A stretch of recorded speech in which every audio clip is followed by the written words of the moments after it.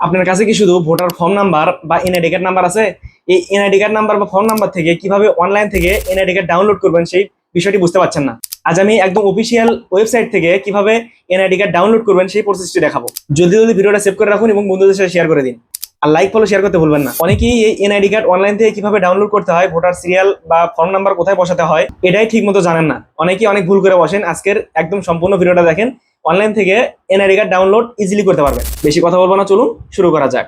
আমরা প্রথমেই Google Chrome browser open করব। দেন এখানে আমরা সার্চ বারে গিয়ে লিখবো এনআইডি সার্ভিস। লেখার পরে আমাদের সামনে এনআইডি নামে যে অপশনটা, সেখানে ক্লিক দিব। দেন একটু স্ক্রল করে দেখতে পাচ্ছেন এনআইডি অনলাইন সার্ভিসে ক্লিক দিব। দেন আপনার এখানে একটা কাজ করতে হবে। যদি আপনার এই এনআইডি পোর্টালে আপনার কোনো অ্যাকাউন্ট না থেকে থাকে, তাহলে কিন্তু আপনাকে অবশ্যই এখানে একটা অ্যাকাউন্ট ক্রিয়েট করতে হবে। যদি রেজিস্টার করুন ক্লিক দিয়ে দেওয়ার পর আপনার এখানে এই যে দেখতে পাচ্ছেন জাতীয় পরিচয়পত্র নম্বর বা ফর্ম নাম্বার, এখানে যদি আপনার এনআইডি কার্ড নাম্বারটা দেন, সাপোজ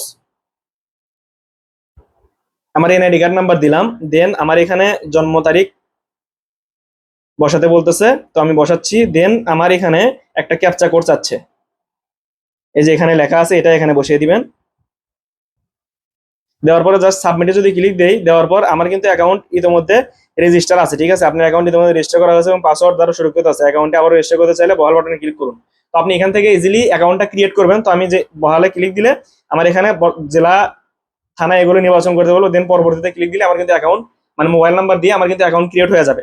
তো আমি এখান থেকে বাতিল করে দিলাম, আমার যেহেতু অ্যাকাউন্ট ক্রিয়েট আছে।